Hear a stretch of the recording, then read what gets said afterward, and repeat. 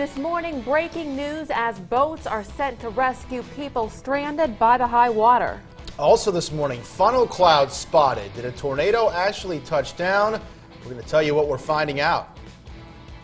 And they'll be checking into that today as we look live in Altoona. Much quieter right now. I'll talk about what we can expect coming up.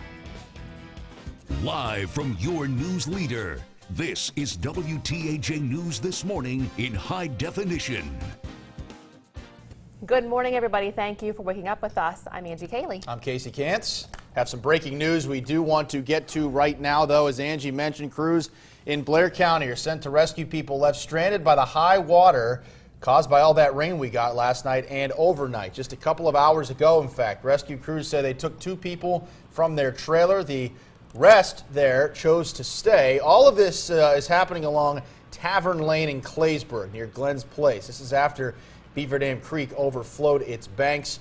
One of the volunteers on the scene told us a number of fire departments were called in to assist in the rescue shortly after 2 a.m. It was to the first floor levels on the trailers, so in the dark, I mean, it's kind of scary. In the backyards closest to the stream beds, the current was quite swift and really dangerous.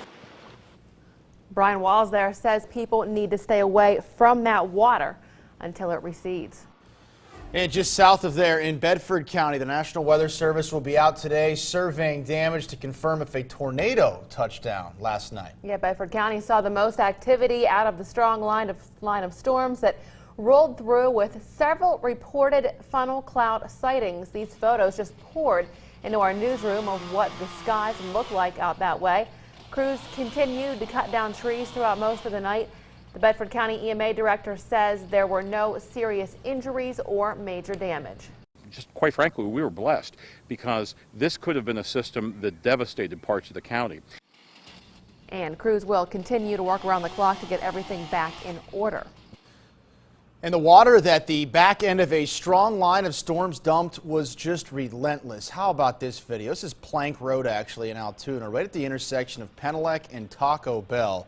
The road was shut down in both directions just after midnight. Some drivers tried to get through and actually became stranded. Additionally, Route 36 in Lakemont was flooded out by Roswell Street. That's right by P&G Field. The roadway was closed in both directions. Drivers were asked to stay away from that area. Just some crazy weather all night and into the overnight hours. We want to check in with our meteorologist, Regina Miller. She has the latest on what you can expect for the rest of today. Good morning to you, Regina. Good morning, Casey and Angie, and good morning to all of you. And you know, we always see that video of people driving through that. Just turn around, go the other direction, or at least stop the car and wait for the waters to recede a little bit, because you can get stranded. And this morning, we still have some areas seeing, there's not lightning associated, so it's not storms, but we're still seeing some areas of rain coming down pretty good right around Johnsonburg and Elk County, also Portland Mills. And we are going to see some areas of rain around this morning. We had all that rain yesterday. And then this afternoon, we could see some drenching downpours with any storms that pop up again. It looks as though it's going to be a better weekend and a warm pattern. But because of the fact that we had the rain yesterday that came down heavy with some of those storms, and then more rain for today, we have a flash flood watch, and that is in effect really the entire region. The only places that aren't included in that are Cameron County and Clinton County, and that's until midnight tonight. So it's a watch, it's not a warning, it's not occurring right now, but there are conditions that are ripe for this kind of activity again this afternoon. So I'll talk about that coming up. Thanks, Regina. 2 suspects are in custody this morning after a 7-hour police standoff. It started around 2 p.m. yesterday on Thomas Street in the Kernville section of Johnstown. One person was reportedly shot in the arm and taken to Conemaugh. After the shooting, police were led to a home at Messinger and Horner Streets, where one person was taken into custody. A second suspect refused to come out of the home, so Cambria County's CERT was called in. The suspect surrendered shortly after 9 o'clock last night. No motive or names have been released. 2 women were arrested for allegedly operating a prostitution ring out of a massage parlor in Cambria County. Richland Township Police say they were tipped off about the sexual activity taking place at Traditional Bodywork Chinese shop along Scalp Avenue. Officers say they went undercover to catch the women, who were offering sexual services after clients' appointments. Within the community, there had been somewhat of a buzz about some illegal activity occurring here at the conclusion of some massages.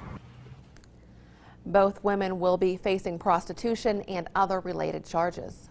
A popular student-created drinking holiday could soon be a thing of the past. Penn State and State College borough officials are looking to replace State Patty's Day with some type of festival come next year.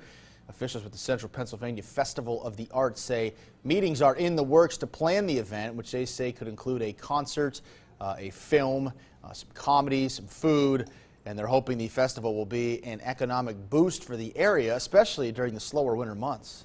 The hotels have tons of capacity, and as anybody who's been to State College in February knows, it's kind of a direct time here, and we're trying to fill the capacity and bring a little economic development to the town. And Brian says plans are still in the works and are currently in very preliminary stages. One new treatment allows more patients to overcome symptoms of Parkinson's disease. Okay, these ones are ready to cook. We'll show you how the updated procedure at UPMC is helping patients live more normal lives. And a little later, we give you an update on a world record attempt and explain how it was all done from a wheelchair. And a flash flood watch is in effect. I'll talk about that coming up. If you have a news story, call 1-800-762-6053. WTAJ, your news leader, is telling your story.